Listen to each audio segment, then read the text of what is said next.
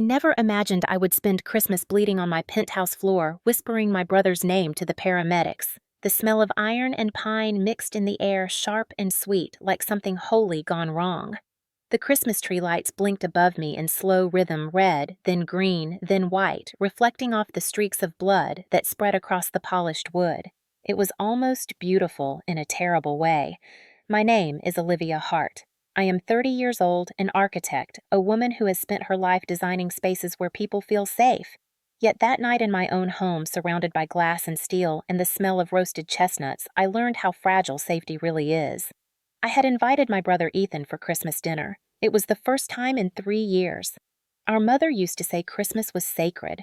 No matter what happened between us, we always came together. She believed a holiday could fix what time could not.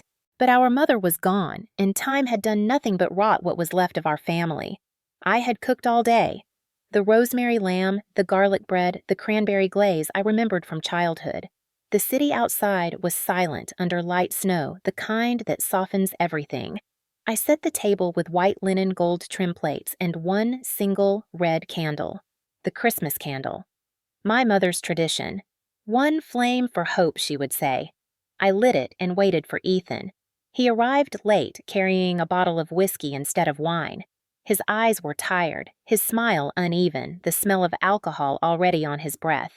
Behind him stood a woman I had never met, Britt. She was young, polished, the kind of person who measures a home by its price per square foot. She looked around with a half smile. "You live here alone?" "Wow." Ethan said it was modest. I smiled back, polite. "I like modest things that last." Her gaze lingered on the marble countertop, the skyline through the window. Ethan poured himself a drink before taking off his coat. "This place looks expensive," he said, swirling the glass. "You must be doing well." "Enough," I said softly. I wanted the evening to stay civil. We sat for dinner. The food was warm, the air smelled of cinnamon, and for a brief moment I allowed myself to believe we could make it through one meal without tearing old wounds open. But Ethan never could let silence breathe. "You know, Mom always wanted me to have a place like this," he said. "She said the oldest should keep the family home." "This isn't her home," I said. "I bought this myself." He smiled, but it was the kind of smile that hides teeth. Still, it's family money in a way. Everything we have comes from somewhere. Britt touched his arm like she was calming a child. "Ethan," she whispered, "it's Christmas." He laughed. "I'm just talking. You always take things so seriously, Liv." Liv. No one called me that anymore. The nickname burned like salt. I felt something crack quietly inside me. I walked to the counter, refilled his glass, trying to diffuse whatever was building. But his voice followed me. "You don't even need all this space. You travel all the time. What's the point of keeping a penthouse you barely live in?" I turned slowly. "Because it's mine." He leaned back, grinning, the amber light flickering on his face. "You think you're better than me because you own this?" "No," I said. "Because I earned it." The air changed. The lights seemed colder, sharper. Britt's smile froze. Ethan's eyes darkened in a way I remembered from childhood, the moment before he broke something. "This house should have been mine," he muttered. "You stole my chance." I stepped back. "Ethan, stop!" He slammed the glass on the table. "Say it! You think I'm a failure." "I think you need help," I said, voice shaking. He grabbed the steak knife from his plate. The blade caught the candlelight, flashing gold for a second before plunging forward. Pain bloomed across my shoulder, hot and wet. I stumbled back. The chair fell. The red candle tipped and rolled. Wax and flame spread across the linen. The Christmas tree glowed behind him, and for a moment I saw the boy he used to be standing in the glow of lights crying because he had broken an ornament. Then he vanished into the man he had become. I fell. The floor was cold. My fingers pressed against the wound, blood seeping through my dress. Britt screamed but didn't move. I could taste metal on my tongue. The room blurred at the edges. I crawled toward the phone, leaving a smear of red on the tiles. My voice came out as a whisper. "My brother stabbed me. 121 East 72nd. The operator's voice was calm, distant, asking questions I could barely hear. Sirens began to rise somewhere below, a faint echo under the Christmas music still playing from the speakers. I looked at the candle now extinguished, a black trail of smoke twisting upward like a prayer unfinished. When the paramedics broke through the door, I met their eyes and whispered, "Not this Christmas. Not again." Then everything went dark. I woke up in the hospital 2 days after Christmas with the city still buried under snow and my shoulder wrapped in layers of white gauze. The doctors said I would heal, that the wound looked worse than it was. But I knew they were wrong about one thing. Some wounds don't close. They just change color. The days that followed were a blur of police reports, detectives, and the heavy silence that follows any act of family violence. Reporters called my office asking for statements, but I stayed quiet. I needed to think. I needed to remember how we had come to this. When people talk about family, they like to pretend there's a blueprint, rules to follow, foundations that never crack. But my family's blueprint was written in glass and temper. My father died when I was 8. He was an engineer, steady, soft-spoken a man who loved old jazz and never raised his voice. My brother Ethan was 12, already taller than me, already spoiled by a mother who believed the world owed him something. After the funeral, she whispered to me, "Take care of your brother. He's fragile." I did, for years.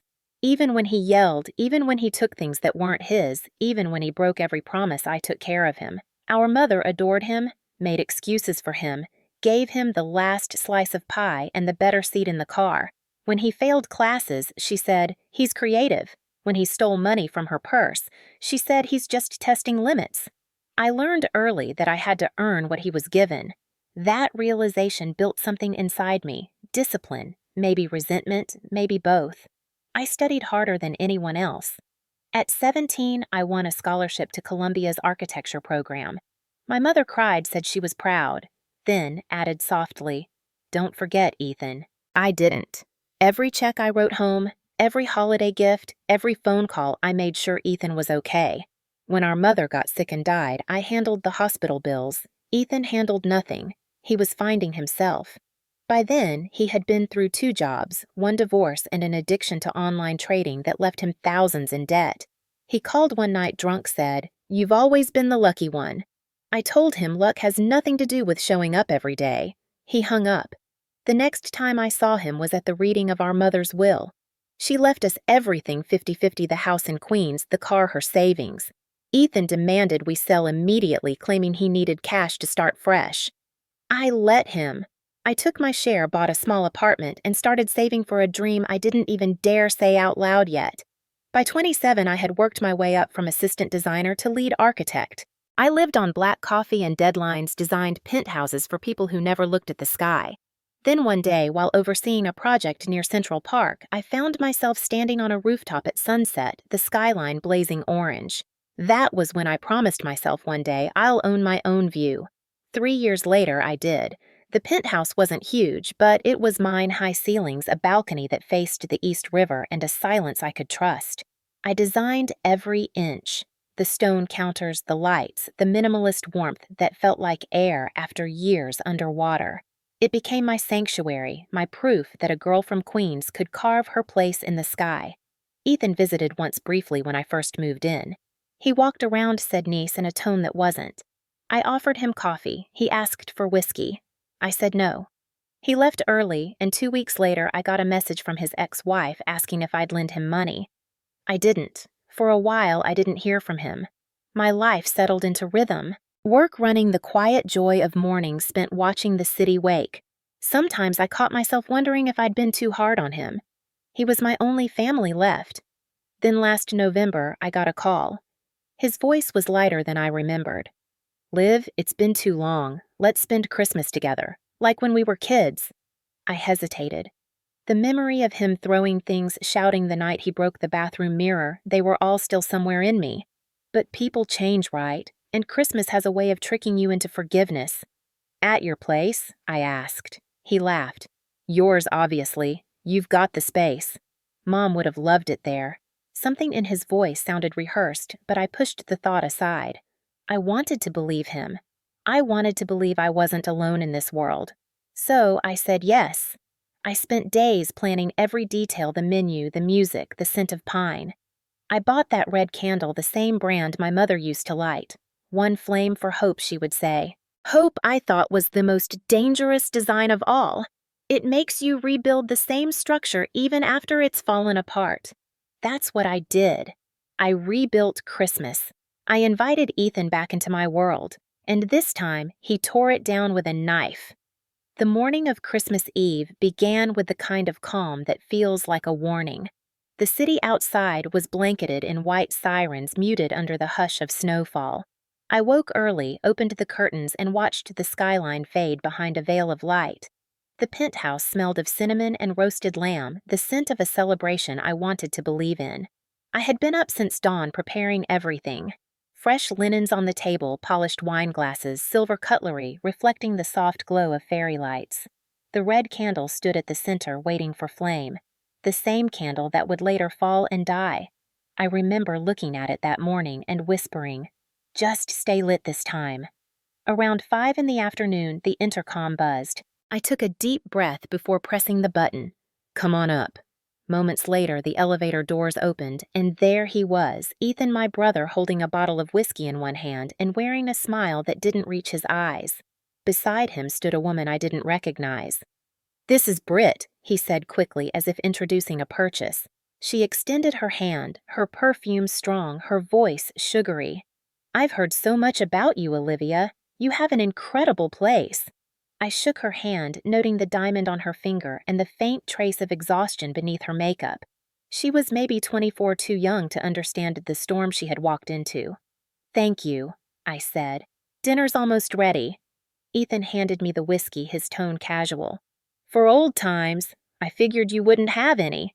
I set it aside. "I don't drink whiskey anymore." "You never did," he replied, grinning. "But you should start. It helps you stop thinking." I ignored the jab and led them into the dining room. Britt gasped softly. "This view is insane." Her voice echoed off the glass as she approached the window overlooking the East River. The city shimmered below golden lights stretching toward the horizon. "I can't believe you live here alone," she added. "Ethan said it was modest, but this is like something out of a movie." I smiled politely. "It's home." Ethan walked around the table, running his fingers over the linen. "Everything looks expensive," he said. "Did you hire someone to decorate?"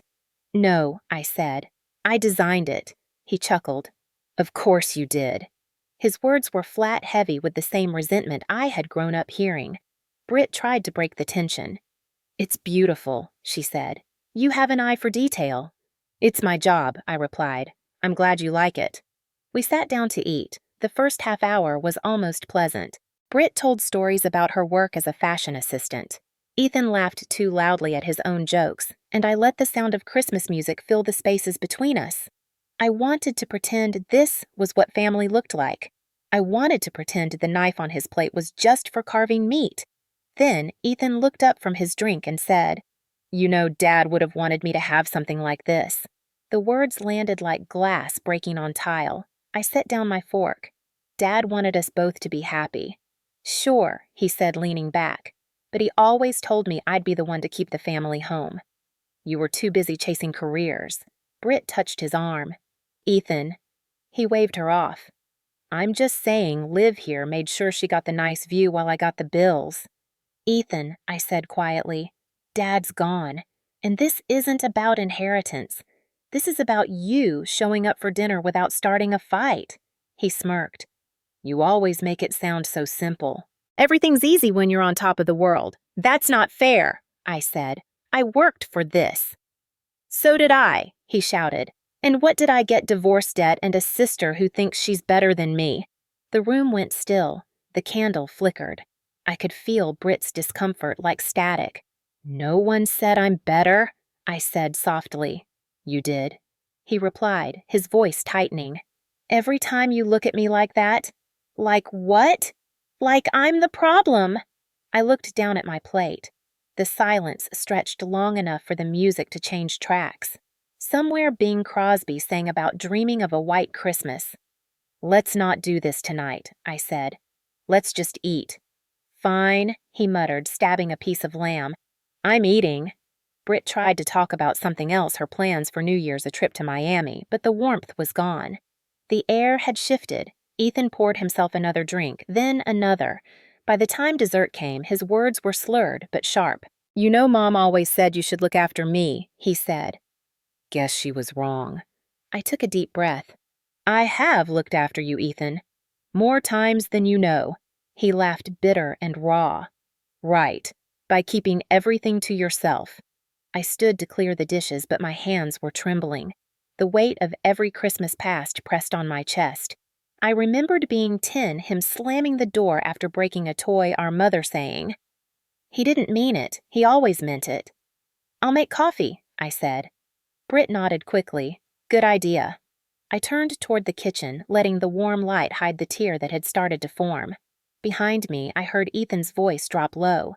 "She doesn't deserve all this." Britt whispered something I couldn't catch. He laughed again, the kind of laugh that says something ugly is coming. I gripped the counter, whispered to myself, "Just get through tonight." When I returned, he was standing by the window, staring at the city below. "You know he said without turning you could move to Los Angeles, start over. I could take care of the place." "My home isn't a business deal," I said. "It's just property," Britt added quickly. I looked at her, the edge of pity in my voice. "You don't know what this place means." She looked away. Ethan turned eyes glassy. "You think you're untouchable, but you're not." I met his stare. "Neither are you." For a heartbeat, no one spoke. The candle flame wavered. Snow tapped against the glass. Something deep in my chest knew this night was only just beginning. The next morning, the city looked clean again, as if nothing ugly had ever happened in it. Sunlight slid through the tall windows and scattered across the floor, where bits of wrapping paper still lingered from the gifts I had carefully prepared.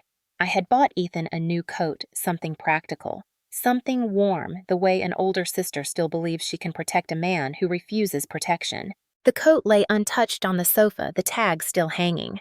I told myself to breathe, to keep things civil, to finish this holiday without another scar. Ethan and Britt were in the kitchen when I came out of my room, their voices hushed but sharp. Britt smiled too quickly when she saw me. "Morning, Olivia. I was just telling Ethan how beautiful this place looks in daylight. You could shoot a magazine spread here." "Thank you," I said. Ethan poured himself coffee black, no sugar. He didn't meet my eyes. "We were talking about last night," he said as if mentioning the weather. "Maybe we both overreacted." "You were drunk," I said plainly. He shrugged. "That happens on Christmas. No hard feelings, right?" His tone was soft, almost charming, and for a brief second I let myself believe the storm had passed. I nodded, keeping my guard half lowered. "Let's just have breakfast." Britt clapped her hands together. "Perfect, I'll help." Her voice carried that forced brightness people use when they want to steer the room away from tension. We sat at the table again. The same red candle, now half melted from the night before, stood in the center. I hadn't planned to light it, but Britt leaned forward with a match and said, "Tradition should stay alive." The flame flickered back to life, small but steady. So Ethan began stirring his coffee with the handle of his spoon. "Britt and I have been talking about something. It's actually kind of exciting." I looked at him wary. "Oh, you're doing so well," he said, gesturing around. "You've built this life most people only dream of. And I'm proud of you, really. But I've been thinking, maybe we can help each other." Britt leaned in. "You're always working, traveling. Managing this place alone must be exhausting." I shook my head. "It's manageable." Still, Ethan said Mom always wanted us close. I've been trying to figure out a way to reconnect. Rebuild the family. And it hit me, why don't we co-own this place? The words dropped like a stone into water. "Co-own," I repeated. "Yeah, you and me 50-50. It makes sense. You barely stay here half the time. I could help with maintenance, property taxes, things like that. It'd be practical." I stared at him. "Ethan, this is my home. Ours." He corrected gently, his smile too rehearsed. Britt reached out, touching my arm. "It's not as crazy as it sounds. We've been looking for somewhere stable, and rents are insane. You could move to Los Angeles for a while, focus on your design projects. Ethan can take care of things here." My pulse quickened. I set down my fork. "My home isn't a business deal." Britt laughed, the sound sharp against the quiet. "Don't be emotional. It's just property." "It's not just property," I said, trying to keep my voice even. "It's mine." Ethan sighed, pretending disappointment. "I knew you'd say that. You've always been territorial." "No," I said, meeting his eyes. "I've always been careful." The air thickened. Britt glanced between us. "We're just offering a solution. It's win-win. You get space, we get stability. Family helping family." The word family sounded hollow coming from her mouth. "I'm not signing anything I said." "There's nothing to sign," Ethan said quickly. "Just an understanding." "An understanding about what?" "About trust." He leaned forward, voice lowering. "I know you've got assets, Liv. You're smart, but it's not right to hoard all this while your own brother struggles." I felt heat crawl up my neck. "This isn't about hoarding. It's about boundaries." He laughed softly. "Boundaries. You sound like your therapist." "Maybe you should get one," I replied. For a moment he froze, eyes flashing with something feral before softening again. "You think I'm the bad guy," he said. "I'm just trying to make things right." "Right for who? For everyone." Britt's hand slipped onto his arm again. "Ethan, maybe we should—" He cut her off. "No, she needs to hear this." His voice grew louder. "You live up here in the clouds acting like you're better than the rest of us. Mom would hate this. She'd hate what you've become."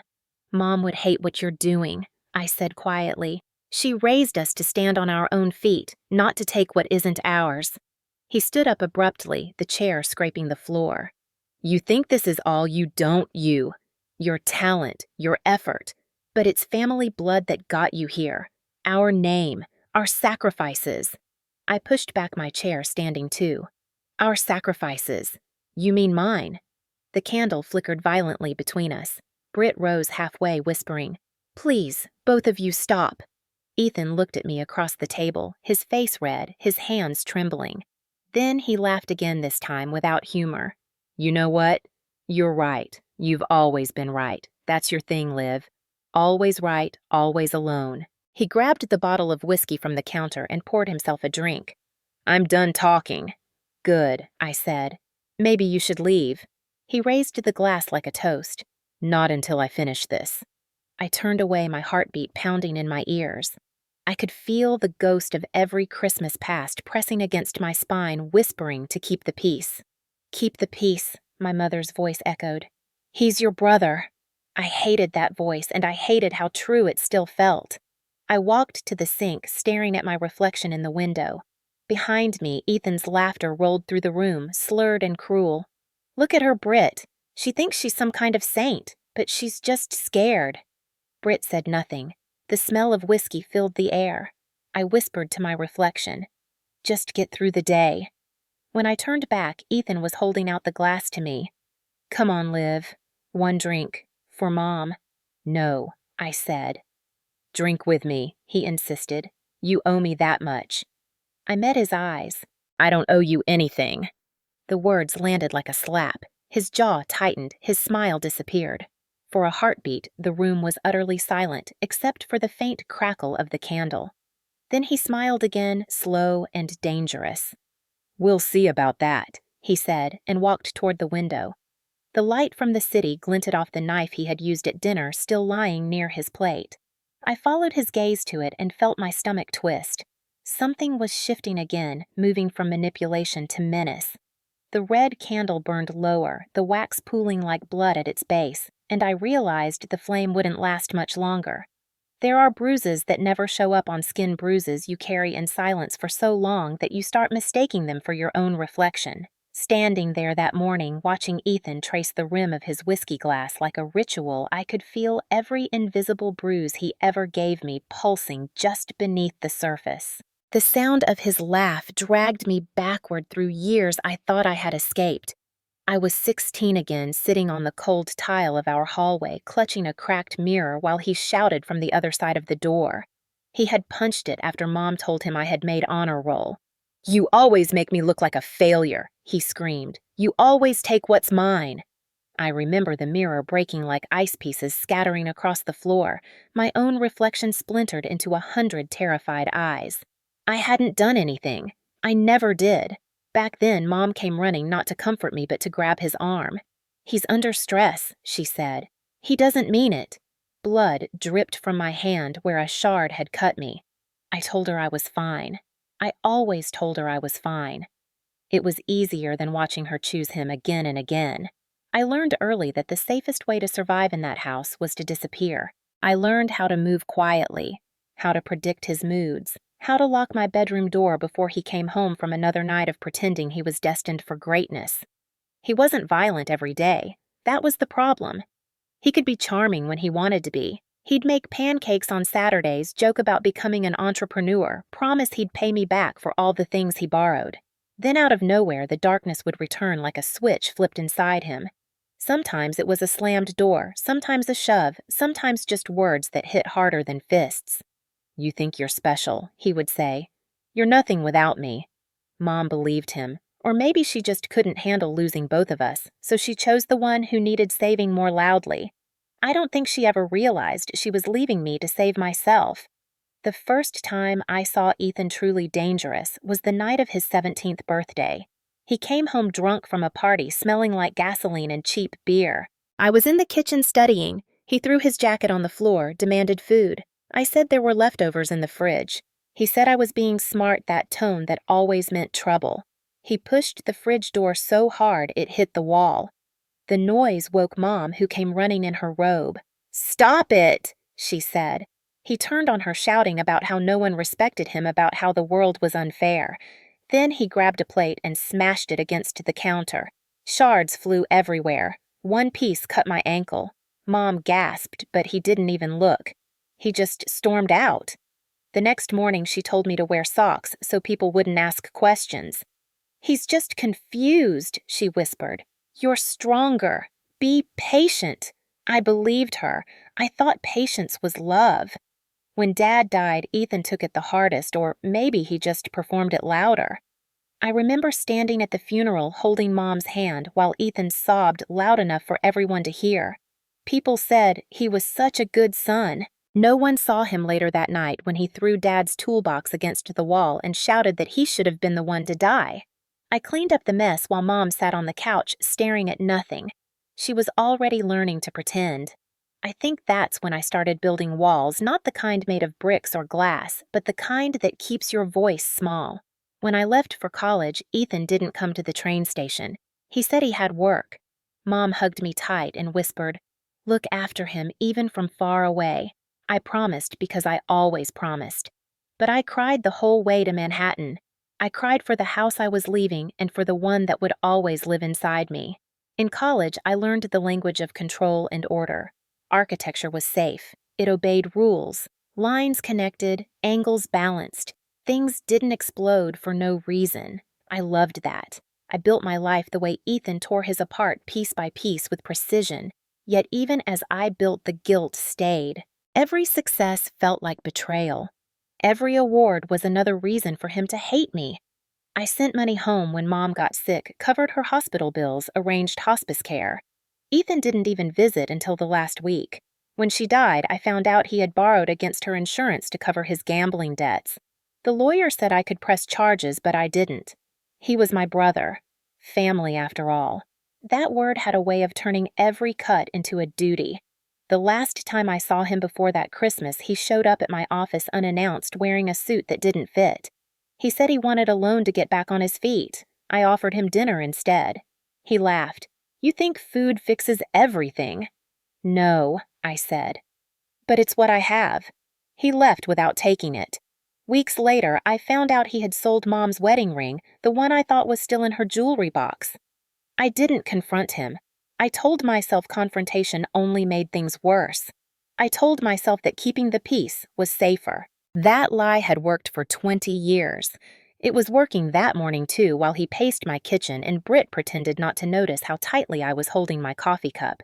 I looked at his hands, the same hands that had once thrown a mirror, and I realized I'd spent my whole life waiting for him to grow up. He never would.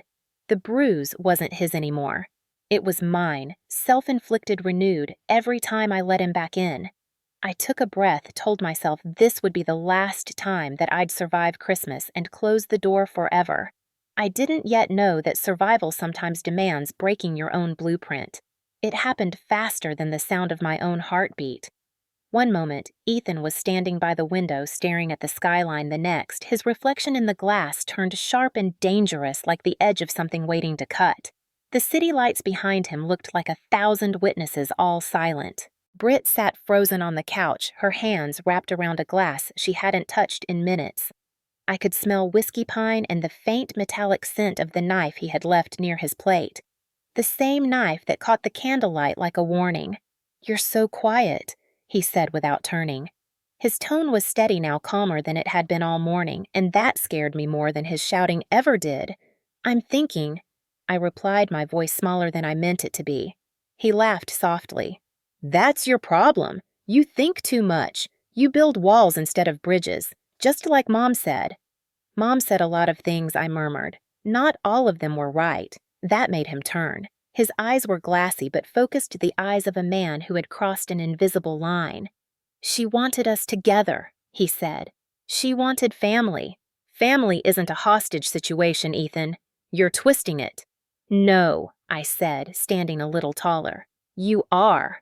The air thickened between us. Britt looked at me with something close to pity, maybe fear. She whispered, "Ethan, let's just go." But he didn't hear her, or maybe he didn't care. "You always think you're better," he said, stepping closer. "You walk around in your little tailored clothes, eating fancy food, pretending you built this life on your own. You didn't." "Yes, I did." "Bullshit," he snapped. "You used me. You used Mom. You used our name. You used—" "Stop," I said sharply. "Just stop." His mouth twitched. "You can't tell me what to do." "I'm not," I said quietly. "I'm asking you to leave." "You think you can order me around?" "In my own house. This isn't your house. It was supposed to be." He took another step too close now. I could smell the whiskey on his breath, could see the pulse in his neck. Ethan, Britt said again, standing up. "Please," he ignored her. "You always thought I was weak," he said, his voice cracking under the weight of his anger. "But you're the weak one, Liv. You hide behind rules and money and your stupid candles." My eyes flicked to the red candle on the table, the wax dripping slowly down its side. "You're drunk," I said. "Go sleep it off."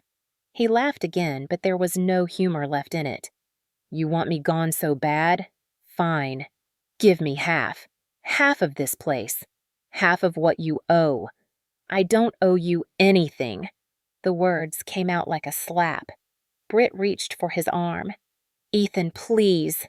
He shoved her back, not hard enough to hurt, but hard enough to make her gasp. "Stay out of this." I took a step forward. "Don't touch her." "Or what?" he said, sneering. "You'll call the cops. You'll play victim again. I don't play anything I said, but I will call the cops if you don't leave right now." "You wouldn't dare." "Try me." Something in my tone must have hit a nerve because his face shifted, a flicker of uncertainty crossing it before rage swallowed everything else. He looked around like he was searching for something to throw to break. His gaze landed on the knife. "You think you're untouchable," he said softly. "But you bleed too." Britt gasped. "Ethan, stop. Put the knife down," I said, keeping my voice steady, though my body was shaking. "Don't do this." He tilted his head, studying me the way a predator studies its prey. "You don't tell me what to do anymore," he said. "You never did." He moved so fast I didn't have time to think. 1 second, the knife was at his side, the next it was in the air, the blade catching the reflection of the Christmas lights before sinking into my shoulder. Pain exploded like fire, white hot and blinding. The sound of the knife hitting flesh was small, almost delicate, but the pain roared. I stumbled back, my hand flying to the wound, blood welled between my fingers, warm and slick. Britt screamed. The knife clattered to the floor. "Oh my God," she cried. "Ethan, what did you—" He stepped back, his face pale now, the fury draining out of him. She made me." I fell to my knees, gasping, the world tilting. The candle on the table flickered violently, the flame leaning sideways before the wax gave way. It toppled, rolling toward the edge, spilling red wax across the white linen. The smell of smoke filled the air as a corner of the tablecloth caught fire. Britt grabbed a pitcher of water and doused it, choking on sobs. "Call 911, I tried to say, but the words came out slurred, lost under the ringing in my ears. She froze, phone in hand, staring at Ethan. "What do we do?" "Nothing," he said, backing away. "We leave. We can't just leave her." "She'll be fine," he snapped. "It's not that bad." My vision blurred, the edges of the room dimmed. "Please," I whispered. "Help me."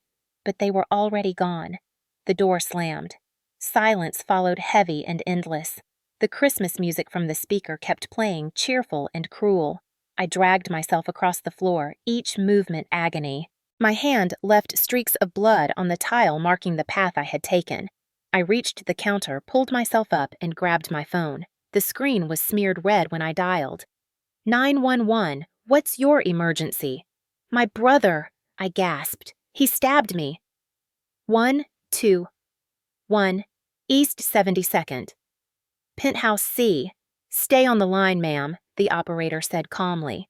"Help is on the way. Can you tell me your name?" "Olivia," I whispered. "My name's Olivia. Olivia, I need you to stay awake. Can you apply pressure to the wound?" I nodded, even though she couldn't see me. "I'm trying." My fingers pressed harder against the wound, blood seeping through the gaps. The world swayed. "Is he still there?" "He left." "You're safe now," she said. "Help is close." I wanted to believe her, but the air felt too thin, too cold. The smell of burnt linen mixed with the scent of pine from the tree. I looked at the candle, now extinguished smoke curling upward like a dark ribbon. "Not this Christmas," I whispered, my voice fading. "Not again." The sirens grew louder, closer, until they filled the room. Red and blue lights flashed through the windows, washing over the walls like confession. The door burst open. Footsteps thundered and voices shouting, "We've got her!" Hands lifted me, lights blinded me, and for a moment, everything stopped. Somewhere above the noise, I thought I heard my mother's voice again, telling me to forgive. But forgiveness felt like another word for surrender, and I was done surrendering. As they carried me out on the stretcher, my last glimpse of the apartment was the red wax hardened on the tablecloth, the ghost of the candle still etched in smoke. It looked like a wound that would never heal.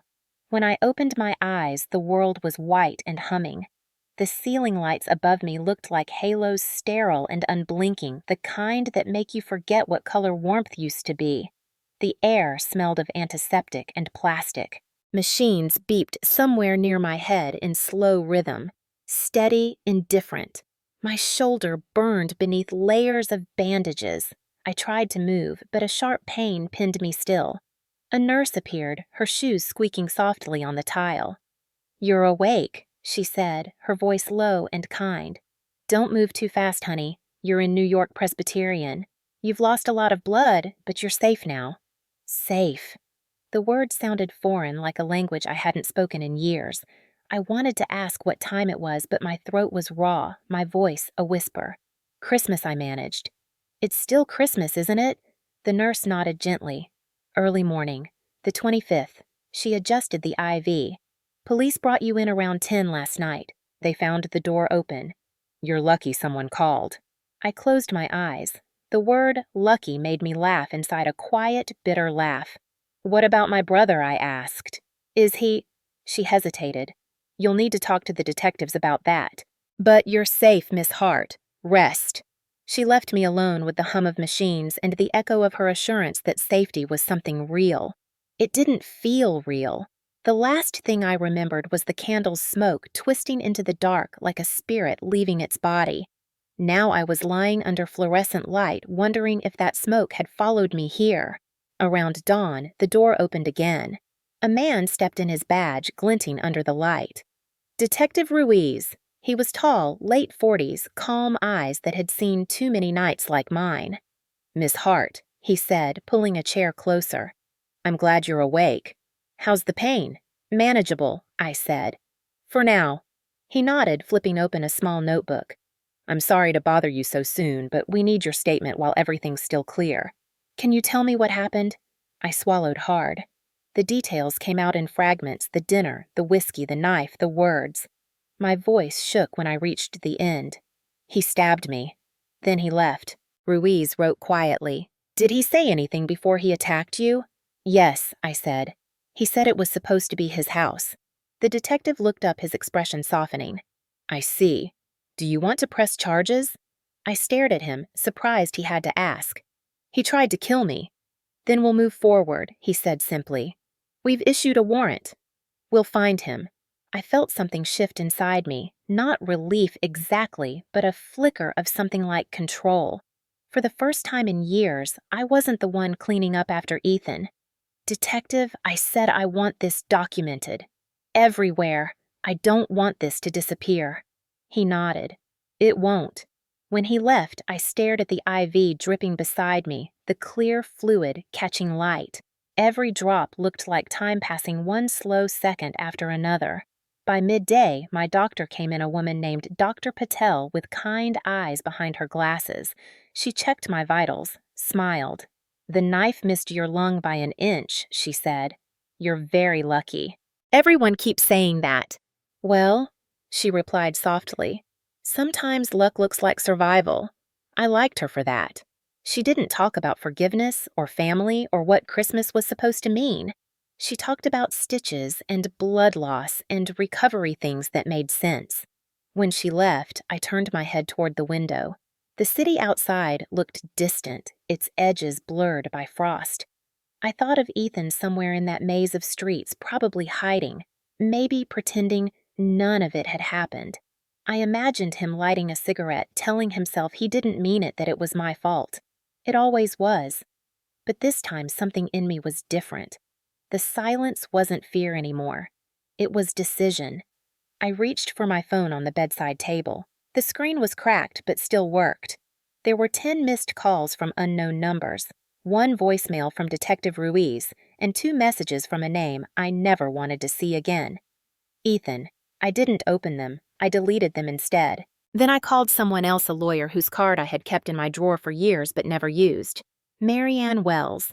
I remembered meeting her at a women's shelter fundraiser, her handshake firm, her words sharper than most men could handle. When she picked up, her voice was alert, professional, warm. Ms. Hart, she said, I saw the news. I was going to reach out, but I wasn't sure if you were ready. I'm ready, I said. I need representation. He's my brother. Then you'll need protection too, she said. I'll be at the hospital within the hour. When she arrived, she didn't waste time with pity. She took notes, asked about witnesses, security cameras, property ownership. Every question grounded me a little more. We'll make sure this doesn't get swept under the rug, she said. People like him count on silence. I nodded, my throat tight. No more silence. Good, she said. Then let's start. By evening, I had signed the first set of documents. Assault, intent to harm, restraining order pending. The words felt heavy but solid. When Marianne left, promising to keep me updated, I lay back against the pillow and stared at the ceiling. The nurse dimmed the lights. The room softened into blue shadow. Somewhere down the hall, a child laughed, probably visiting a patient. The sound was pure and light and heartbreaking. I thought of the candle again, the way its smoke had risen, as if it were carrying something away from me. Maybe it was taking the old version of me, the one who kept forgiving, the one who believed family meant endurance. The machines kept beeping. I counted each tone, like proof that I was still here. When the night nurse came to check my vitals, she smiled. You'll be okay, she said. You're stronger than you look. I looked at her and realized she was wrong. I wasn't strong. I was simply done being weak, and that I thought might be stronger than anything else. The investigation began before I even left the hospital. Detective Ruiz returned the next morning with a small team, polite but efficient. They photographed the wound, collected my clothing, and asked if I had any security cameras in my apartment. I nodded weakly. Yes, 2. 1 in the living room, 1 by the entryway. He raised his eyebrows. Good foresight. I didn't tell him it wasn't foresight at all. It was habit, what people like me learn after growing up around unpredictable tempers. Later that day, a technician from the department arrived with a laptop. They accessed the footage remotely. I watched their faces as the screen flickered with the familiar glow of my living room. It was eerie seeing it from that angle, the polished floors, the tablecloth stained in red wax, the flash of the knife. Then Ethan lunging forward, Britt screaming, the sound of my voice breaking. When the video ended, the room was silent. Ruiz exhaled slowly. "That's clear enough," he said. "Assault with a deadly weapon intent to kill. We'll upgrade the charges." I couldn't stop shaking. Watching it was worse than living it. Seeing myself on camera, eyes wide helpless, felt like meeting a stranger I didn't want to know. Marianne Wells stood beside me, her pen already moving across her notepad. "I want that footage secured," she said to Ruiz. "No leaks, no access outside law enforcement." "Of course," he replied. "But the DA will need it." "He'll get it," she said. "Through me." When they left, Marianne turned to me. "You did everything right," she said. "You got evidence, you called for help, and you stayed alive. That's all that matters right now." "He's still out there," I said. "For now," she answered. But not for long. The next 48 hours were a blur of calls forms and brief interviews. The police located Britt at her apartment in Queens. She was shaken defensive, insisting it had all been an accident. She claimed Ethan had panicked, that the knife slipped, but the video didn't lie. It showed intent, the way he raised his arm, the precision of the movement. It showed rage, not accident. When the warrant was issued, they found him 2 days later in a motel off the interstate hiding under a false name. He didn't resist arrest. The report said he looked defeated. I wondered what defeat looked like on him, if it was the same expression I used to see after every fight, the same sadness that never lasted long enough to mean anything. Marianne called me that night. "They have him," she said. I didn't feel relief. Just a hollow ache where relief should have been. "What happens now?" "He'll be arraigned tomorrow," she said. "We'll push for no contact, no bail. And Britt, she's not being charged. Yet. But the DA might call her as a witness." I closed my eyes. "She'll defend him." Maybe Marianne said. Or maybe she's finally scared enough to tell the truth. 2 days later, the story hit the local news. I hadn't planned for it. Someone at the precinct must have leaked the arrest. My phone buzzed with notifications, missed calls from coworkers, emails from reporters, messages that said things like, "Are you okay?" and "We saw the headline." I turned on the television, and there it was. "Architect, stabbed by brother in holiday attack." The photo they used was an old one taken at a charity gala. I looked polished, smiling, untouched by blood or betrayal. I barely recognized myself. Marianne called within minutes. "Do not speak to anyone," she said firmly. "No interviews, no statements. The media will twist this for ratings." But that night, as I scrolled through articles, one caught my eye. It was a short piece from a local human rights blog written by a journalist named Dana Park. The headline read, "Woman Survives Christmas Stabbing Calls for Accountability in Family Violence." There was no sensationalism, no clickbait tone, just empathy. The final line said silence protects the abuser, not the abused. I sent her an email. She responded within the hour. We met 3 days later in the hospital cafeteria. Dana was in her 40s, composed but fierce-eyed. She carried a recorder but didn't turn it on right away. "Off the record first," she said. "Why do you want to talk to me?" I looked around. The hum of machines and distant chatter filled the space between us. "Because you wrote what no one else did. You didn't call it drama. You called it violence." She nodded. "That's what it is." I hesitated. "I have video evidence of the attack. I want people to see it, but not for spectacle. For truth." "Are you sure?" she asked gently. "It'll go public. You'll be recognized. There's no going back." "I'm sure," I said. "He's done hiding behind family. I want everyone to see who he really is." Dana studied me for a long moment, then nodded. "If you're certain, I'll handle it carefully." Within a week, her article went live. The title read, "The Cost of Blood and Silence: One Woman's Fight for Justice." She didn't post the full footage, only screenshots the knife, the blood, the extinguished candle. She wrote about family manipulation, the cultural pressure to forgive, and the courage it takes to stop. The response was immediate. Hundreds of comments flooded in. Strangers sent messages of support. Survivors shared their own stories. "You're not alone," one said. "You gave me strength to leave." The wave of empathy was overwhelming, but so were the voices of hate. Some accused me of destroying my family for fame, of exaggerating, of turning on my own blood. I learned quickly that public justice came with a public price. I read the comments at night when the pain in my shoulder kept me awake. I let the words burn until they turned into armor. The next day, Marianne called. "The DA's office is moving fast," she said. "Public pressure works wonders. They've upgraded to attempted murder. You might be called to testify sooner than expected." "Good," I said. "The sooner the better." She paused. "You've made waves, Olivia, but are you ready for the attention? Once this goes to court, everyone will be watching." "Let them," I said. He wanted an audience when he humiliated me.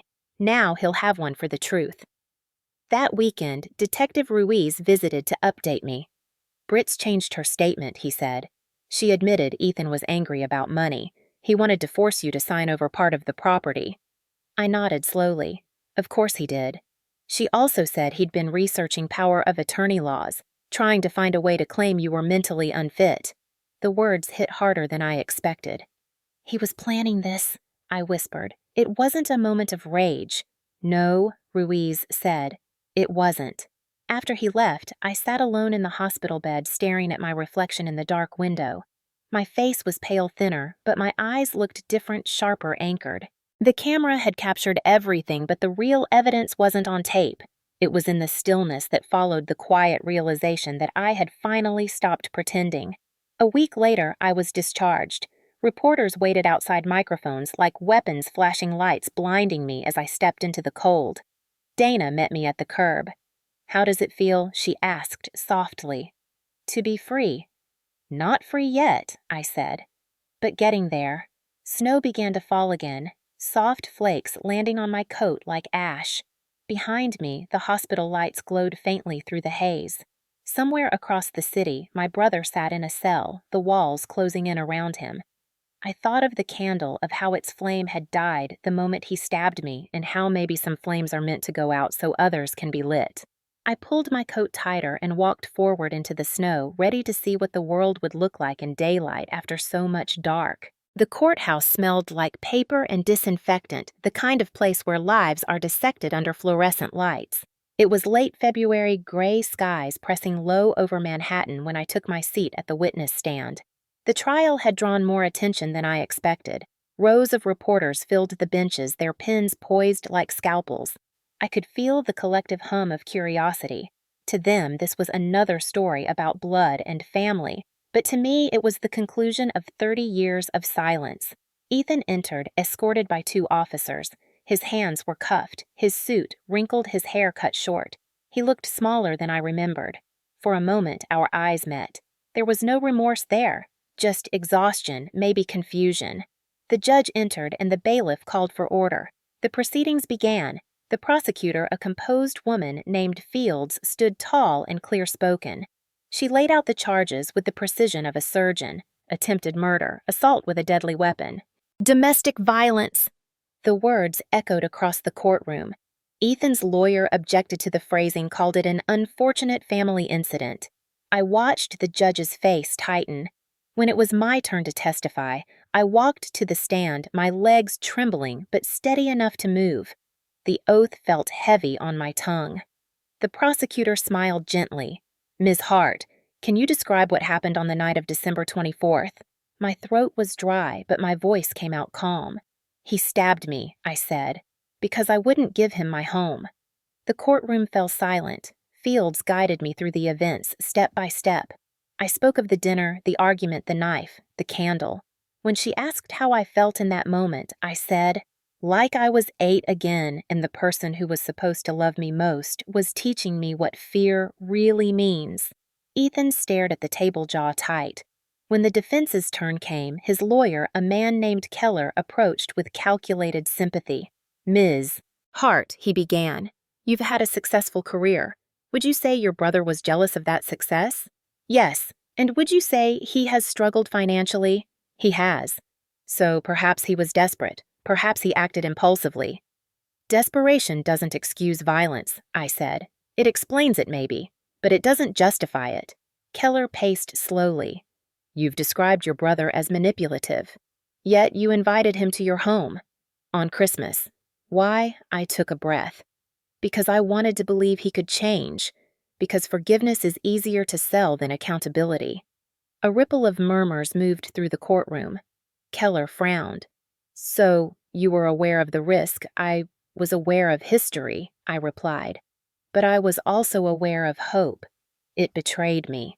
He hesitated, then said, You've been very public about this case. The video was shared online. Would you say you're using this tragedy for attention? I met his gaze. If attention saves one person from trusting someone who's already broken them, then yes, I'll take all of it. The judge banged her gavel once. Enough, Mr. Keller. He stepped back, defeated by my calm. The prosecutor played the video next. I couldn't look away this time.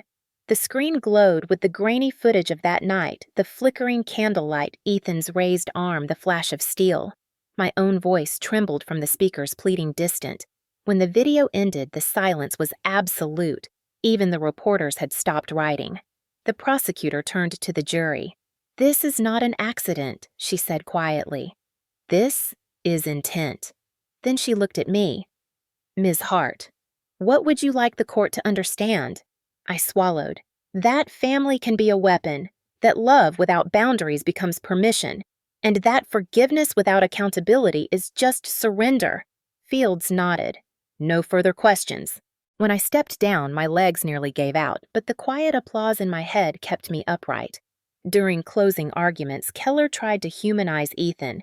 He's a man broken by loss, he said. A man who acted out of pain. But Fields' rebuttal cut through his plea like a blade. Pain is universal. Violence is a choice. The jury deliberated for 4 hours. I sat outside the courtroom staring at the mosaic floor, tracing its patterns to stay calm. Dana, the journalist, waited nearby.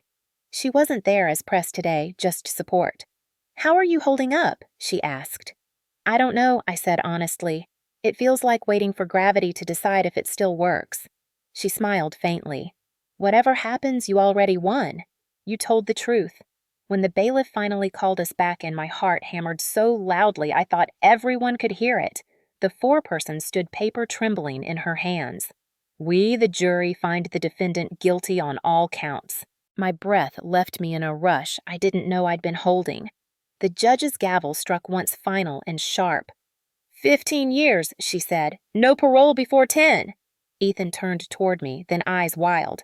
You destroyed us, he shouted. Officers held him back. I looked at him steady. You destroyed yourself when you picked up that knife. The words came out cold, even honest.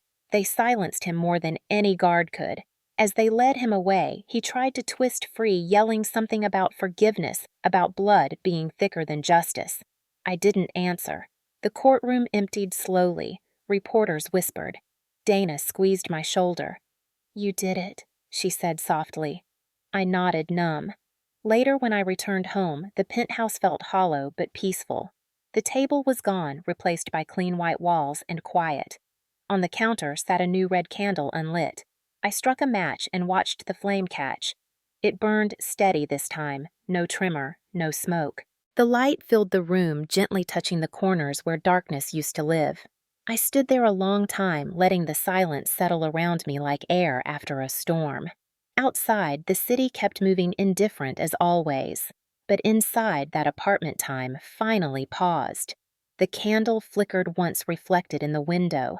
I could almost see my own reflection looking back, stronger, unbroken. It wasn't victory, I felt it was release. A month after the verdict, Manhattan was thawing. The snow that had once buried everything in silence was melting into gray puddles along the streets, revealing the city's usual noise and motion. I was supposed to feel free, but freedom, I learned, can feel heavy when you've lived too long in survival mode. The case was over. The articles had stopped. The journalists had moved on to newer tragedies. Yet, I still woke up every morning expecting a knock on the door, a familiar voice rising from the hallway. Trauma doesn't leave when justice arrives. It lingers polite and persistent, asking for attention like an unwelcome guest. My lawyer, Mary Ann, called one morning to tell me the paperwork was complete. You can finally move on, she said. His appeal was denied. He'll serve the full sentence. I thanked her, but moving on wasn't as simple as she made it sound. My penthouse felt too quiet. The space that once symbolized independence now echoed with ghosts. Every room was too bright, too big, too clean. The blood was gone, but memory left stains that no cleaner could touch. I spent my days at work designing other people's homes while trying to forget the night mine became a crime scene. One evening, while sorting through a box of old family photos, I found a picture of our childhood house, the small one in Queens with the peeling blue shutters and the lilac bush that used to bloom every spring. The sight of it hit me like a wave. It was the last place that had ever felt like family before everything fell apart. Ethan had wanted that house after Mom died. He said it was his birthright. I'd refused to sell it to him, sold it to strangers instead, believing distance would save us both. Now, staring at the photo, I realized distance was just another form of silence. A week later, I called a realtor. The house was still standing, rented out, neglected. The paint was faded, the yard, overgrown, the lilac bush dead. It was scheduled for demolition to make way for a new development. I bought it without hesitation. It wasn't about nostalgia. It was about reclaiming something Ethan had corrupted, a chance to rewrite the story from its foundation. When I visited the property, the front steps creaked beneath my weight. The air inside smelled of dust and lost time. I walked through each room, tracing my fingers along the walls, remembering the sound of Mom humming in the kitchen, Dad's quiet laughter, the echo of Ethan slamming doors. In the corner of my old bedroom, I found a burn mark on the floor where I'd once spilled candle wax trying to make a wish. I smiled at the irony. Candles had always followed me, marking both ruin and rebirth. I stood in that room for a long time before I decided what to do. I didn't want to rebuild it for myself. I wanted it to mean something larger than our family's failure. That night, I called Mary Ann. I want to donate it, I said, to the Domestic Violence Foundation. They could use it as transitional housing. There was a pause on the line. That's generous, she said finally. Are you sure? Yes, I said. He turned our home into a battlefield. I want to turn it into a refuge. The paperwork moved quickly. Within weeks, the foundation accepted. They planned to restore it, rename it, and open it by Christmas. They asked if I wanted to choose the name. I didn't hesitate. The Heart Shelter, I said, for anyone who needs a place where the violence stops at the door. News of the donation spread fast. Dana, the journalist, called to ask for a quote. People are calling you the architect of survival, she said. How do you feel about that? I laughed softly. I didn't survive to be admired. I survived because I was tired of bleeding for someone else's lessons. Her article ran the next morning. The headline read, Victim turns trauma into refuge. Underneath a photo of me standing in front of the old house, snow drifting around me, eyes steady. The story went viral again, but this time the attention felt different. It wasn't pity. It was purpose. Donations poured in for the shelter's renovation. Volunteers signed up. Survivors reached out. For the first time, my brother's name wasn't the only one attached to my story. It was mine, and it meant something. When the shelter officially opened, I stood in the renovated hallway where I once hid from Ethan's rage. The air smelled of new paint and lavender. A counselor walked me through the rooms, soft beds, warm lighting kitchen stocked with food. This house will save lives, she said. You've done something extraordinary. I didn't feel extraordinary. I felt human again. That night, the foundation hosted a small ceremony. The mayor attended, a few reporters, a handful of women already living there. They lit a single red candle in the window as a symbol of resilience. I watched the flame shimmer and thought of how just months before another red candle had burned out as I bled on the floor. The image collided in my mind, two fires, one ending in destruction, the other in light. After the event, I walked outside into the cold. Snow fell softly against my face. My phone buzzed. A message from an unknown number. For a second, my heart raced. Then I opened it. It was from a correctional facility. A single line. I saw what you did. You're mocking me! It was Ethan. I stared at the words until they blurred. Then I deleted the message. There was nothing left to say. The next morning, I received an email from the foundation's director. One of the residents asked if she could name her newborn daughter Olivia, it read. I sat at my kitchen counter, tears sliding down silently. Somewhere between grief and gratitude, I felt something unclench inside me. Ethan would spend 15 years replaying the moment he lost control. I would spend the rest of my life building something from it. 2 months later, Dana sent me a final article she was publishing as a follow-up. The headline read, "When victims build the future, there are no winners, only survivors." It ended with a quote I hadn't realized she'd written down from our last conversation. Justice isn't revenge, it's architecture. You build it piece by piece until it stands on its own. That line stayed with me. On the day the shelter officially reached capacity, I returned one last time. The residents were decorating for Christmas paper snowflakes taped to windows, laughter filling the air. On the mantel above the fireplace stood a new candle, identical to the one from that night burning bright. I leaned against the doorway and whispered, "Stay lit this time." The flame flickered steady and calm. I smiled, turned, and walked out into the fading light of winter, knowing that every time that candle was lit, a woman somewhere would remember she wasn't alone. That was the real justice. Not a verdict, not a sentence, but a legacy no one could stab away. 1 year later, I woke to the sound of waves instead of sirens. The ocean had a rhythm that made sense to me, steady, unhurried, unbothered by the noise of the world. I had moved to Rhode Island 6 months after the shelter opened, trading the Manhattan skyline for a small coastal town where the gulls outnumbered the people. My new home sat on a quiet bluff overlooking the Atlantic, a white cottage with wide windows and a studio attached to the side. It wasn't grand, but it was mine, and the peace it offered couldn't be measured in square footage or property value. Each morning, I brewed coffee and stood barefoot on the porch, the cold wood beneath my feet grounding me. The wind carried salt and memory, but it didn't sting anymore. Healing, I'd learned, wasn't dramatic. It was quiet and repetitive, like learning to breathe again without fear. My shoulder scar had faded to a pale line, a reminder of what survived rather than what broke. In the studio, sketches covered the walls, houses, shelters, safe spaces designed for the women who came after me. Architecture had always been about symmetry and control, but now it was about safety and warmth. I used to design luxury. Now I designed survival. One project in particular kept me busy: the expansion of the Heart Shelter. Donations kept pouring in, and they were opening a second location in Boston. The director sent me photos every week, smiling women repaired walls, the candle glowing in every common room. It had become their ritual: light the candle. Remember the courage it took to stay alive. One afternoon in December, a letter arrived in my mailbox, handwritten in blue ink. The return address was the Heart Shelter. My hands trembled as I opened it. "Dear Ms. Hart," it began.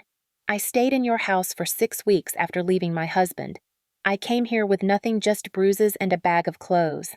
Your story gave me the courage to leave. Last night I moved into my own apartment with my daughter. She's 6. We lit a red candle and told her it was our new beginning. Thank you for building a place where women like me can believe in light again. With love, Clara." I pressed the letter to my chest and wept quietly, not from sadness, but from the strange fullness that comes when pain finally turns into purpose. That night I drove into town to buy a candle of my own. The shopkeeper, an elderly man with kind eyes, asked if it was a gift. "No," I said. "A tradition." He smiled as if he understood.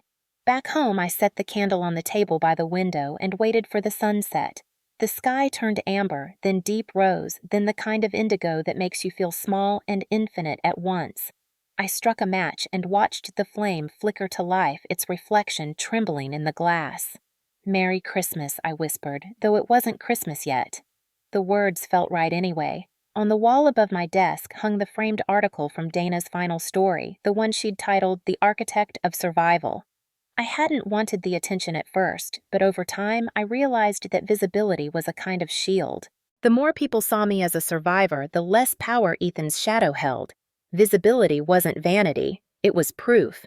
I walked outside with my dog, a golden rescue named Leo, who followed me everywhere. He'd been found abandoned near the city, half-starved, terrified of loud noises. We were the same that way, both learning that quiet didn't always mean danger. He lay beside me on the porch as the ocean whispered its lullaby. Somewhere out there, Ethan was still in prison. 15 years. 14 left now. Sometimes I wondered what he thought when he saw news of the shelter, whether he hated me more for thriving or pitied himself for failing. But mostly, I didn't think of him at all. Freedom wasn't the absence of enemies. It was the absence of obsession. The wind shifted, carrying a faint scent of pine from the forest behind my house. I closed my eyes and listened. No sirens, no shouting, just waves and wind and the steady rhythm of my own breathing. Inside, the candle burned quietly, a heartbeat of light against the growing dark. A few days later, Dana called. "We're doing a follow-up for the anniversary," she said. "Would you like to say something?" I hesitated, then smiled. "Just one thing," I said. "Tell them the light never went out." She laughed softly. "Perfect." On Christmas Eve, I hosted 2 neighbors for dinner, a retired teacher named Margaret and her husband Tom. Simple food, simple company. They didn't know much about my past, only that I was an architect who'd once lived in the city and now preferred silence. During dessert, Margaret looked at the candle and said, "That's lovely." "What does it stand for?" I thought for a moment. "Peace," I said. "Hard-earned peace." After they left, I washed the dishes and stood by the window. Snow had begun to fall soft and slow, covering the world in forgiveness. I thought about Clara and her daughter lighting their candles somewhere in the city. I thought about the women at the shelter doing the same. The idea of hundreds of flames burning across the country made me smile. We were all connected now, not by blood, but by resilience. I took out the old photo of my childhood house, now the Heart Shelter, and set it next to the candle. The lilac bush in the picture was gone, but the foundation stood firm. I whispered, "You see, Ethan, I built something you can't destroy." The candle flickered as if answering. I turned off the lights and sat on the floor beside Leo, letting the glow fill the room. The ocean crashed softly outside, steady and endless. For the first time in years, I didn't feel haunted. I felt whole. And as the flame danced against the glass, I realized peace wasn't the end of the story. It was the architecture that held everything together, the proof that even from broken walls, you can build something strong enough to last. If someone calls you selfish for wanting safety, let them. Selfishness is just a word used by those who benefited from your silence. The first time I heard it, I believed it. I thought protecting myself meant abandoning family, but now I know protecting your peace isn't abandonment, it's survival. When I look back, I don't see a woman who destroyed her family. I see a woman who refused to die quietly so others could stay comfortable. People love to romanticize forgiveness, but they never talk about the cost. Forgiveness without change is just permission to be hurt again. The truth is, boundaries don't break families. Secrets do. There's a moment after every storm when the world looks washed clean. That's what healing feels like, raw, quiet, honest. You stop expecting apologies and you start realizing that peace doesn't need witnesses. I used to think strength looked like endurance, but endurance without dignity is just submission. Real strength is walking away even when the world calls you cruel for doing it. I want anyone listening to understand this. You don't owe anyone your suffering, not even the people who share your last name. Family is supposed to mean safety. When it doesn't, you have the right to redefine what family means. Sometimes blood is just biology. Love is the choice you make when no one's watching. To everyone out there holding your breath through another argument, another guilt trip, another manipulation, exhale. You don't have to earn the right to exist in peace. You already have it. Maybe you're like, I was sitting in a quiet room wondering if walking away makes you ungrateful. It doesn't. It makes you awake. They'll call you dramatic, ungrateful, cold. Let them. Those words can't touch you once you learn the difference between love and control. There's no award for being the family member who endures the most pain quietly. There's no medal for silence. You don't heal by pretending nothing happened. You heal by telling the truth even if your voice shakes. I still think about my brother sometimes, not with anger, but with distance. I think of all the years I tried to fix what wasn't mine to fix. That's what victims are taught to do, carry the guilt that belongs to their abusers. But I laid that weight down the night I chose peace over loyalty. Maybe you've been told that choosing yourself is selfish. Maybe you've been told forgiveness is holy, but holiness without justice is hollow. If you've ever been hurt by your own blood, remember this silence protects them, not you. Boundaries protect you, and you deserve that protection even if no one else says it out loud. The world doesn't need another story about endurance. It needs more stories about survival. The kind where you leave, rebuild, and thrive. The kind where you stop explaining your worth to people who profit from your pain. If you're watching this from somewhere quiet tonight, maybe sitting in your car or your kitchen after another confrontation, I want you to know peace is possible. It doesn't come all at once. It arrives in small ways the first night you sleep without fear. The first morning you don't flinch when your phone buzzes the first time you laugh and realize it's real. That's what freedom feels like. Not loud, not cinematic, just steady. I'm not telling you it's easy. It's not. You'll lose people. You'll grieve the version of them you wanted to believe in.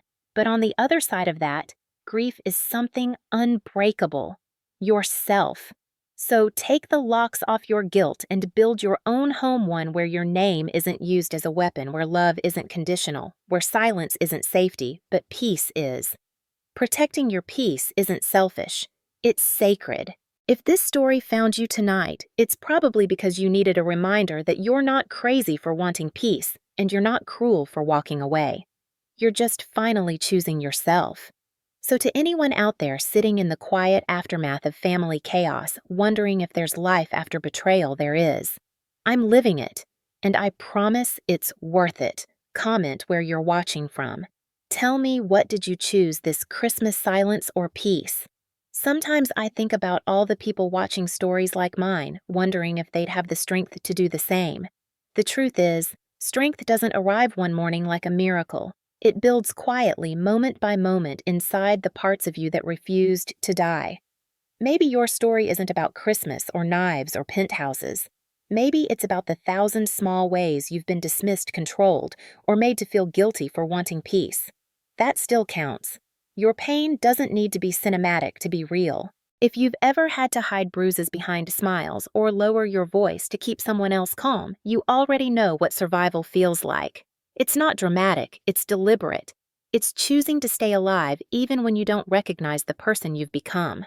I want you to know something: the world will try to make you feel guilty for walking away. But you are not the villain in someone else's story for saving your own life.